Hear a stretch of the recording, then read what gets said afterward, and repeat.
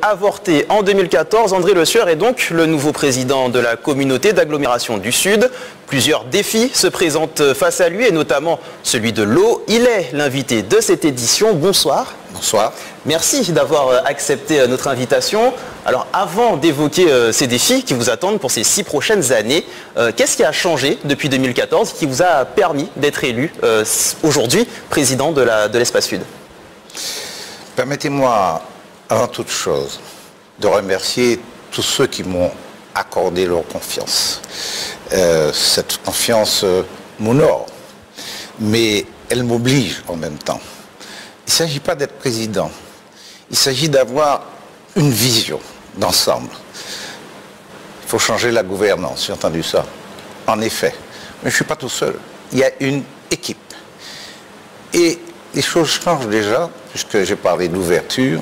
Aujourd'hui, il y a 11 vice-présidents, un par commune, qui soient de gauche, du centre, de l'est, de l'ouest, ils ont une vice-présidence. Donc nous avons dépassé les clivages. Parce que je considère que s'il n'y avait pas de commune, il n'y aurait pas de communauté, et que dans la communauté, il y a commun. Il s'agit pour nous de mettre en commun nos efforts, nos intelligences, nos énergies, nos savoir-faire, nos volontés, et puis faire avancer le Sud. La communauté ne sera pas la 13e commune de l'Espace Sud. Alors, justement, donc du coup, pour revenir sur la question, qu'est-ce qui a changé? Pourquoi cette année ça a marché? Il est exact que la dernière fois, je m'étais présenté un peu en dilettante. Là, j'ai fait le job, j'ai fait le terrain, j'ai pris mon temps, parce que je considérais qu'il fallait changer l'ordre établi. Il n'est pas concevable pour une communauté qu'un président demeure autant de temps. J'ai dit, j'ai proclamé qu'il faudrait qu'il y ait un président tous les 6 ans. Tous les 6 ans. Je ne ferai pas un jour de plus. On va changer. On n'est pas comme la CACEM où il n'y a que 4 communes. On est 12. Il faudra trouver une formule de bassin peut-être, et puis on va faire tourner. Il faut que ça change. Il faut que le sang neuf, le blé en herbe puisse se manifester. Ce qui s'appelle la nouvelle dynamique. Ils viennent d'être élus. Ils ont soif de travailler. Ils ont envie de métamorphoser leur commune. C'est normal.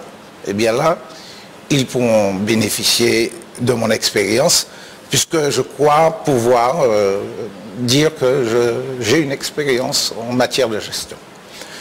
Concernant vos grands défis pour ces 6 années, on pense forcément à la problématique de l'eau.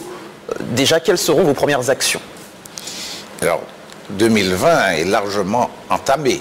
C'est presque une année blanche.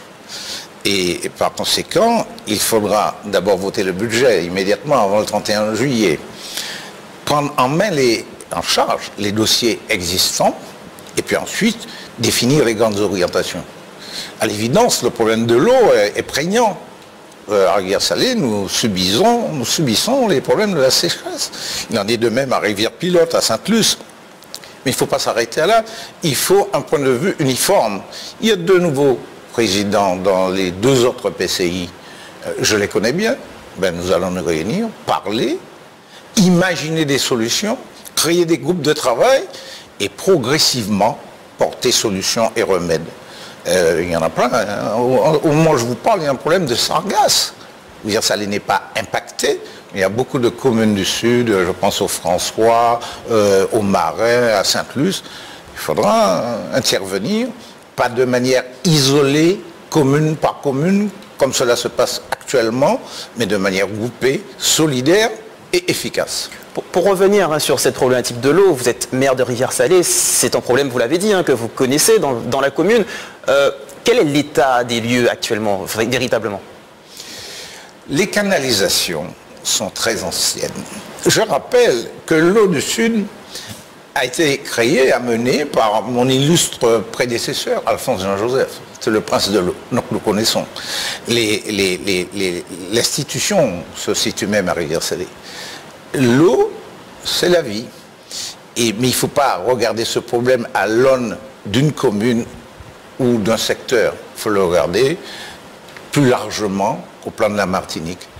Et nous, tout seuls, nous ne pourrons pas le régler. Les problèmes de Séguineau, les problèmes de canalisation prégnants dans le centre. Il faut se mettre ensemble et prendre la problématique bout par bout sur plusieurs années. J'ai déjà pris langue et même presque rendez-vous avec M. Lannoy qui a un comité citoyen, il se bat comme un diable.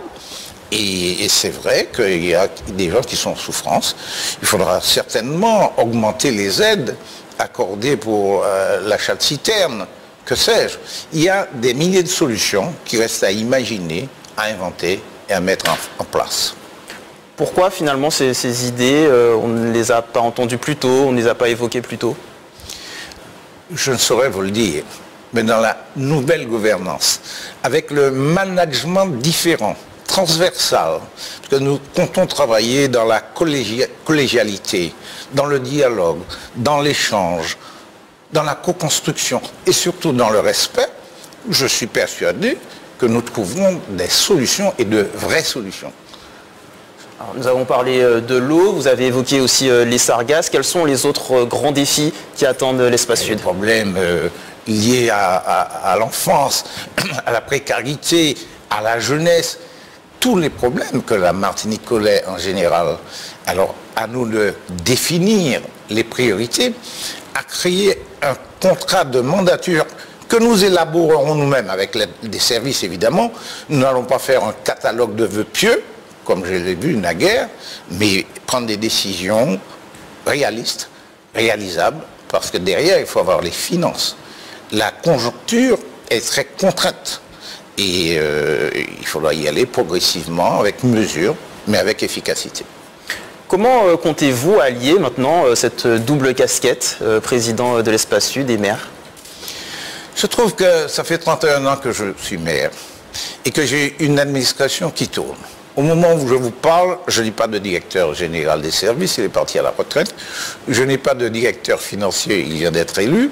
C'est moi qui assume les deux. Donc on va les remplacer, mais j'ai la chance de bénéficier d'une administration qui tourne. Donc j'aurai tout le temps nécessaire consacré à l'Espace Sud. Bien, merci beaucoup André Le Sueur d'avoir accepté notre invitation ce soir dans ce Grand Direct Week-end.